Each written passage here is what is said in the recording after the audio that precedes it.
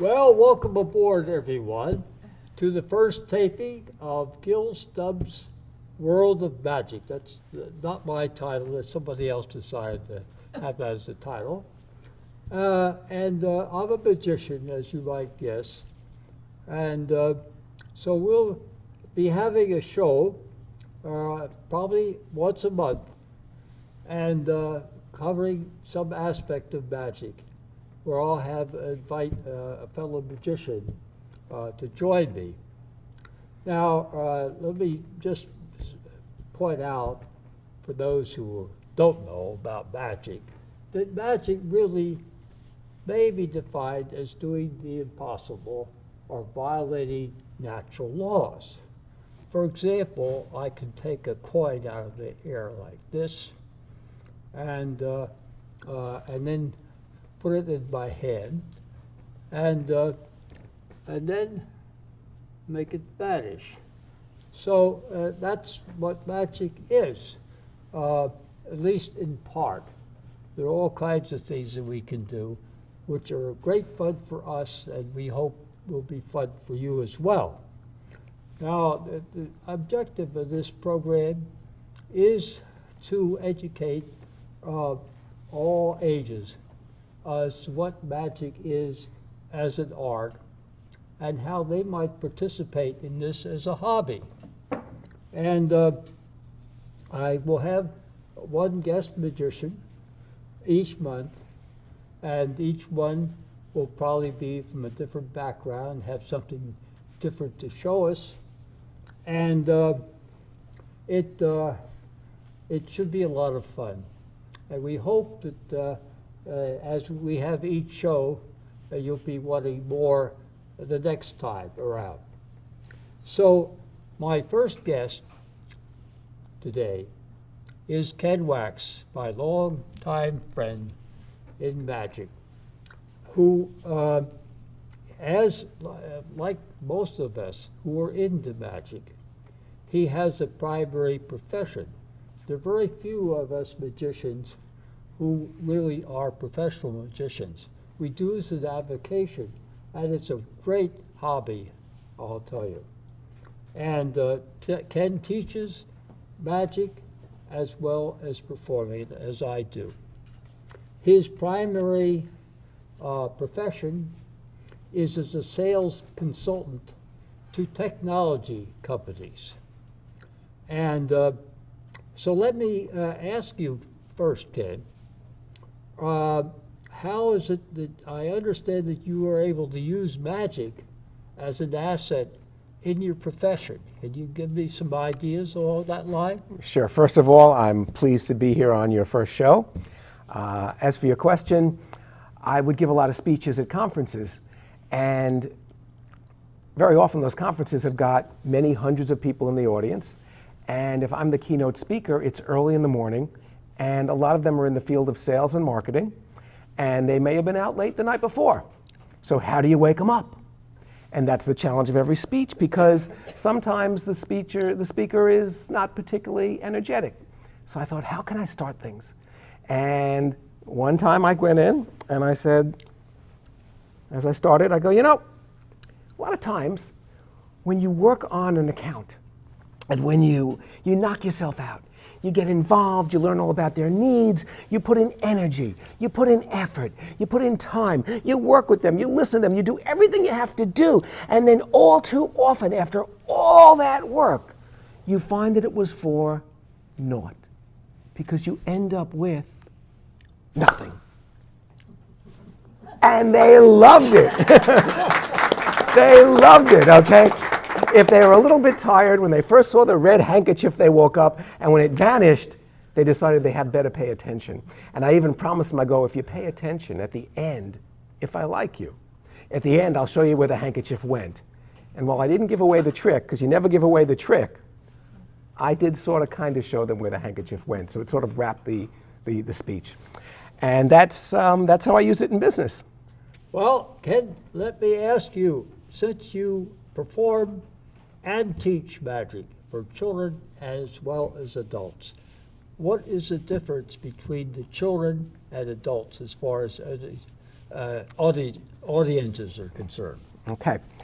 I find everyone is interested in magic because, as you said, magic is the art of violating the laws of physics.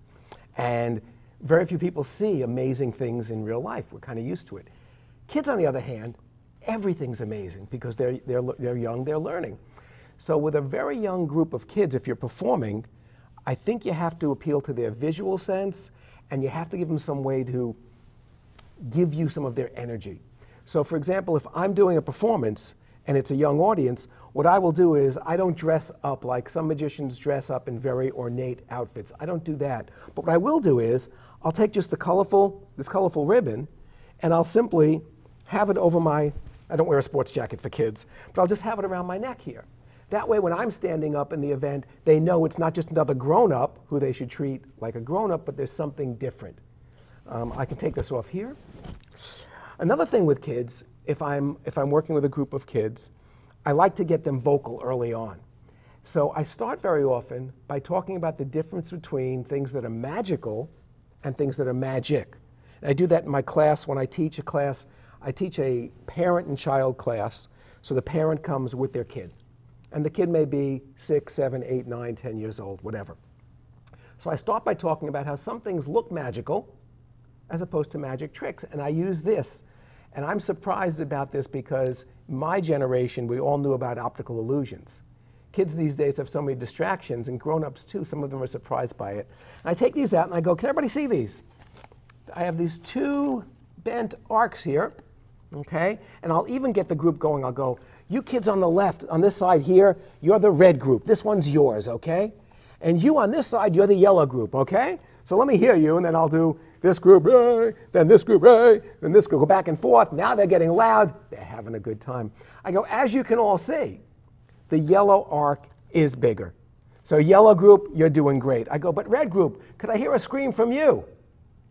Okay, and I get them to scream, and I go, well, what an interesting thing. Because of your scream, now the red group, the red arch is bigger. And I go, ho, could you do it again? And we go back and forth, and lo and behold, this changes size. I don't do it quite so obviously. I take them apart. But I explain to them what you're looking at, because some kids go, I know that, I know that, I know that. I go, what you're looking at here is an optical illusion. It's magical, but as you can see, if I put them right on top of each other, they're exactly the same size. And the reason they look different is because I'm lining them up on this size, and because of the curve, it looks different. Okay, so now I've explained to them something that has them visually involved. I got some noise out of them. They know it's going to be fun. That you don't have to do with teenagers, for example. Teenagers, you can appeal to a more cerebral, although not all that cerebral. But with teenagers, I might start with a rope trick, because teenagers know what ropes are. They've tied knots before. And I may have them actually tug on them.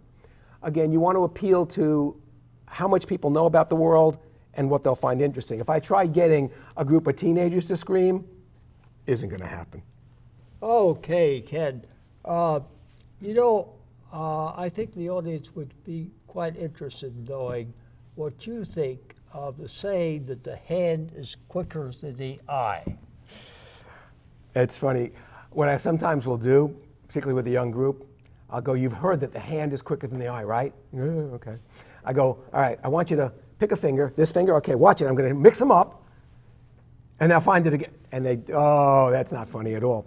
But I'll show you something that I can teach to small kids, and it kind of goes under the category, is the hand quicker than the eye? One trick I'll teach them involves a coin. I have a big coin here for us, but I go, this is one of these very interesting coins because it's an old coin. It has old silver in it, and if I rub my fingers on it, it warms up. And if I really rub a lot, it warms up so much that it starts to bend. Can you see that? Can you see it's bending? And I go, and they go, oh, it's a rubber coin. I go, isn't that amazing? And they, it's pretty cool. They go, it's not. I go, well, watch this. This is what's so interesting about it. And then I lift my hand slowly, and the coin is gone, and it went through the table. Oh, thank you very much. Another thing about is the hand quicker than the eye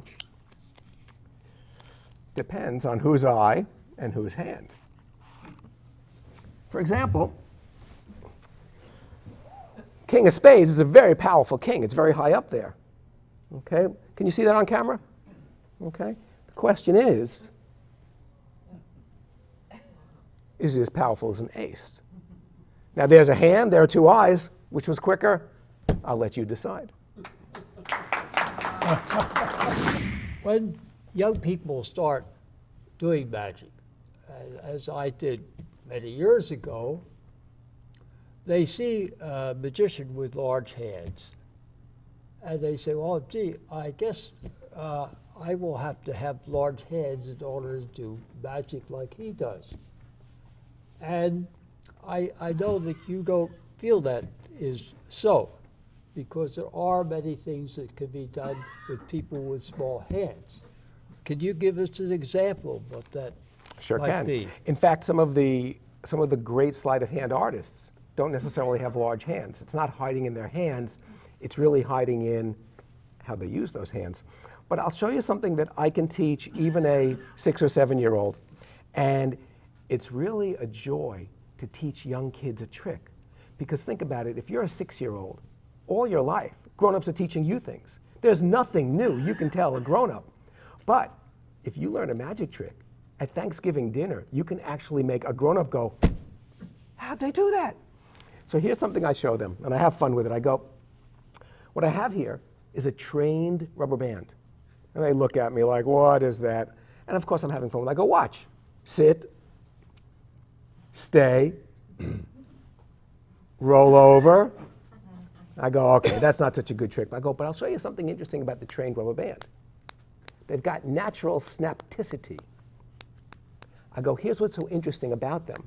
If you'll say jump, and if you could all say jump at the count of 3. 1, 2, 3. Jump. The rubber band appears to jump. I know. How does that happen? It's a trick. Okay? Say it again. Jump. And it appears to jump back. Now, what's going on with that? Thank you. I appreciate that look of awe. This is something that you can teach kids. Now, the smaller the hand, the smaller the rubber band has to be. That's okay. The rubber bands come in different sizes. Another thing you can teach kids is something which they didn't think was possible. This is ordinary paper bag. You'll have to trust me on that. And what I'll sometimes do with the kids, I'll buy a pack of these at the supermarket, and I'll pretend, I'll go here. I've got some, what's in here is invisible balls. Can you all see them? They go, some go yes, some go no. I go, you know why you can't see them? And they all go, because they're invisible. I go, that's right. I go, I'm going to toss them out to you. Okay? I go, could you do me a favor? Could you throw one of those invisible balls up in the air? And they do, and I catch it. And the first time it happens, the kids go, whoa, which is the best fun. That's why teaching magic and performing magic is so much fun, because you get people to do an involuntary, what? And I teach them how to do it. Sometimes people ask me, will you tell us the secret? And I go to them, can you keep a secret? And they go, yeah. And I go, well, so can I. So this is something you can teach any kid. And if you know the trick, you'll know what I mean when I say it's a snap. So the answer is, depending on the kid's attention span, there are tricks you can teach them. Now, card tricks are different, because cards very often do have to do with a certain level of dexterity. And quite frankly, a 7-year-old, no matter how wonderful they are not going to have the control of the muscles that you're going to have as you get older. So let me ask you, why do you think card magic is so popular? I've got some opinions on that. Everyone's familiar with cards. We've all played card games. Even small children have been around cards all their life. We know what they can do and can't do. And the reason why magicians like card magic is because there are so many things you can do with them. It's almost like the way a composer can take a few musical notes, yet make amazing symphonies. So let me show you some things I do with card magic. And the way I start is very often I'll go, well, you know what? Let me make sure. I'm setting them up. I go, let me just make sure you can pay attention. Because for a magician, if you do a trick and people don't pay attention to the cards, it can ruin the trick. So I'll take some, I'm going to take out 4 cards. And I go, what's going to happen is I'm going to take 2 of them are going to be, very dark cards, and 2 are going to be very red cards. So you can tell the difference between them. Just 4 cards, that's all we're going to do. All right?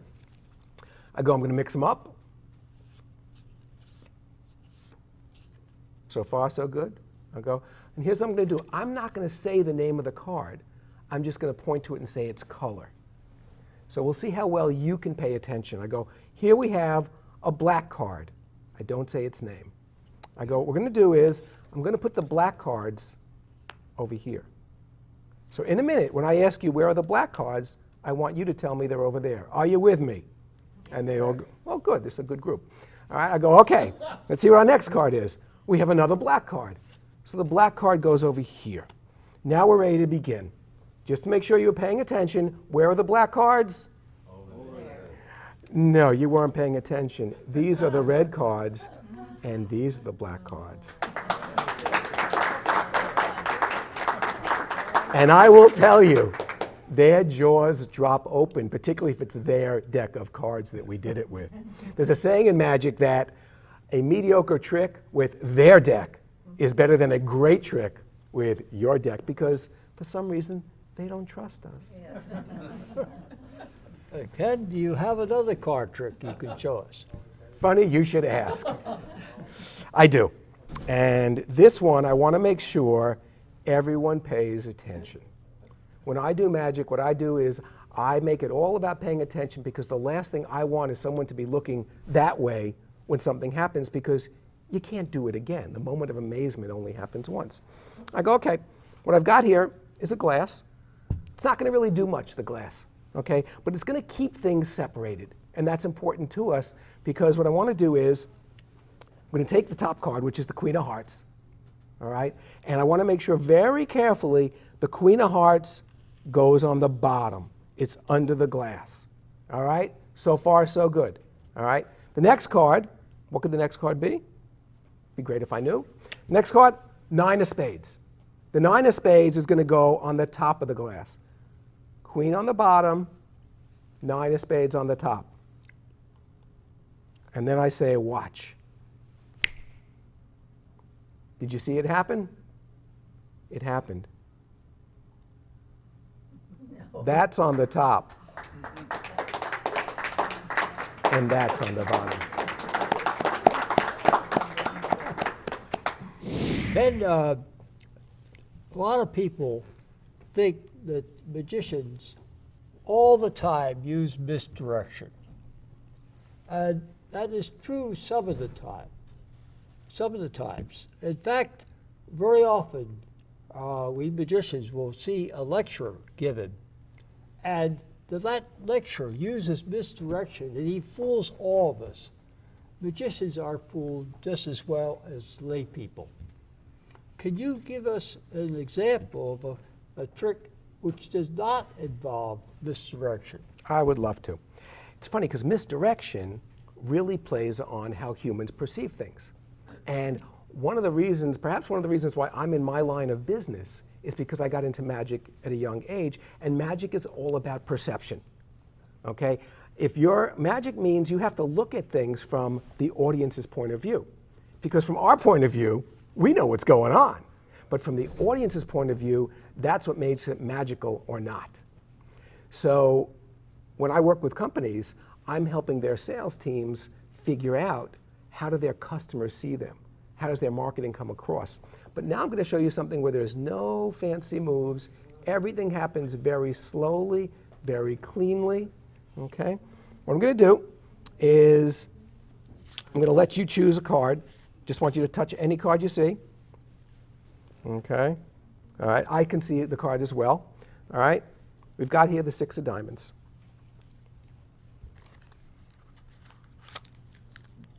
We won't be needing any other cards. And what I like to do also is to make sure, because right now there are a lot of 6 of diamonds in the world. All right. But we're going to make this one unique. I'd like you, could you just call out either a number or a letter, anything you'd like. 7. We defer to the lady. What was it? 8. Okay. So I'm going to write the number 8 on here. Okay, and I hope you can all see it. All right, it's written on here. Because now we've made this a truly unique card. It used to be one of many cards in the deck. Now, this is your card, and it's very special. There's no misdirection because I want you to keep your eye on the card, keep your eye on me, make sure nothing phony happens.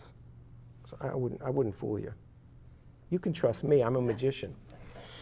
All right, I fold the card carefully, neatly. So far, so good, right? No big deal yet. All right. I fold the card again. And there's a reason why I fold it again. Because I'm about to do something to this card that you might think is cruel. I'm giving the illusion, it's just an illusion, don't worry, but it's the illusion that I'm ripping your 8 marked 6 of diamonds. It's just an illusion. It's not really happening. You have nothing to worry about. We're all going to be okay. But in case people didn't see it, weren't watching carefully enough, all right, there's nothing to misdirect you about. Did I misdirect you? No, you're paying attention. I'm going to give the illusion, it's just an illusion. The illusion that I've ripped the card more than once, all right? But it's an illusion. It's not really happening. And that's what's so good about magic is that you don't really do what you say you'll do, all right? So, to recap, it looks like I tore it once, but I wasn't. Looks like I tore it a second time, but I didn't. But what I'd like you to do, Gil, could you put out your hand? All right, what I'm going to do, I'm going to give the card to you, and I want you to squeeze it super tight, super hard, as I go, v, v, v. Never left your eyes. Slowly turn your hand over, Gil. I'm not even going to touch it. Slowly open your hand. I'm not even going to touch it. Slowly unfold it for everyone to see. Show the camera. Is that not the card with the 8 marking? How did you do that? You. And that's with no misdirection. I know that you have taught to children many times. And I'd like to find out what you think about how magic as a hobby helps children in their own development. I'm biased, of course, because I'm a magician. I'm into magic because I like what it does. I feel that for a kid, it is an incredibly valuable set of skills because it teaches you being comfortable in front of other people. It teaches you the value of practice because you do not get to be even an adequate magician unless you practice the tricks. It also gives you self-confidence because unlike some other performing arts, if you do magic right, you're going to impress people. If I sing, you may or may not like the songs I pick or my voice. If I do comedy, you may or may not think I'm funny. But if I do a magic trick, and I do it pretty well, you are going to hopefully be amazed. So I think it's very powerful for them. For teenagers, it's something they can do to break the ice at an age like that. Even for grown-ups, it's a wonderful way to be able to connect with one's grandchild or nieces or nephews. I'll show you a trick that teenagers like because it has to do with money. And when you do a trick with money, it gets people's attention. And here's how I sell the trick, which means here's how I set it up. And by now you know you shouldn't necessarily believe everything I say because I'm a magician. I talk about dollar bills, currency, and actually I start with a few actual facts, which is that paper money is not paper. It's actually made of a combination of cotton and linen. That's why if it's in your pocket in the washing machine, it does not fall apart. And we talk a little bit about how it's made and things like that, all very interesting. And then I bring up a point they may not have known. I said, you may not have known this, but the grain of a dollar bill is exactly opposite the grain of a card, of a playing card. And I'll show you what I mean by that. If I fold a card like that, and if I fold a dollar bill like that, because the grains are opposite, what I can do is, if I take a pen, hardest part of the trick is opening the pen. If I take a pen and if I put it in between the edges of the dollar bill, can you all see that? Okay, can you see that? All right, it's actually between the edges of the dollar bill, and I go, no matter how hard you press on it, it will not go through. You can press with all of your strength, all.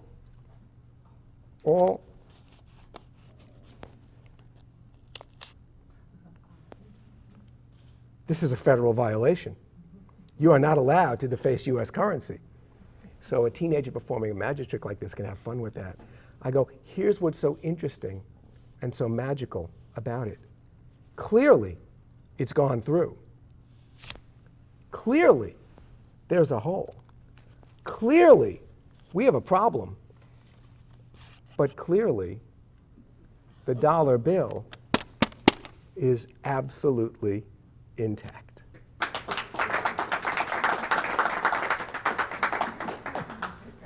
Ken, you've already told us about children. What about seniors, people of my advanced age? Can they enjoy magic, and will it help them to keep interested in life? No, they can't. I'm sorry, Gil. I'm sorry to tell you, they cannot enjoy magic, and it will bring absolutely no. Well, of course, actually, it's very often people get into magic in later years because they finally have the time to explore it, and very often they have the audiences to explore it with because they now have grandchildren or nieces and nephews or others. Part of the fun, though, is that very often they live in communities where they can have a lot of fun performing magic for their friends. And they can do it in settings where no one's expecting a magic trick. So I will give you an example here. This, this is it's Splenda. It could be sugar, it could be sweet and low, it could be anything. And very often, if seniors go out to eat, they can go, this is really very interesting. What they found is Splenda, it does not operate like sugar. It's very different than sugar. Now, you can believe me. Why? We're a magician. Magician. So you should already be skeptical. But keep in mind, the beauty of it, if they don't know you're a magician, is you can fool your friends until they catch on. And then I'll do this. I go, watch very carefully this trick. I go, because it's very hard to see sometimes. Can you see it going into my hand? Yes. Can you see the little grains? Mm-hmm. Okay. Count them. When I hit 1,217, I need 17. Stop. I go, here's what's so amazing about Splenda, okay? We put all those in, but they vanish. Splenda will somehow travel over to the other hand, and count them, folks. Count them as they come out. There we go, 16, 17, we did it. A round of applause for our Splenda package. So my short answer, Gil, is that magic is so much fun at any age. It's a chance to entertain your friends. It's a chance to bring some smiles, to bring some wonder to the world. A kid can get started. I got started when I was in 3rd or 4th grade because you've got books. Now you've got all sorts of other vehicles on the web to learn. I'm sold on it. And I'll tell you from my experience, whether it's bedazzling and getting the attention of an audience of 1,000 people, or whether it's just doing something up close for some relatives at a meal, I think it's the greatest hobby around. And for the price of a deck of cards, you've got a lot of fun ahead of you. Thank you very much, Ken. And thank you, Thanks Gil, for coming. thank you for having me on your first show. I appreciate it.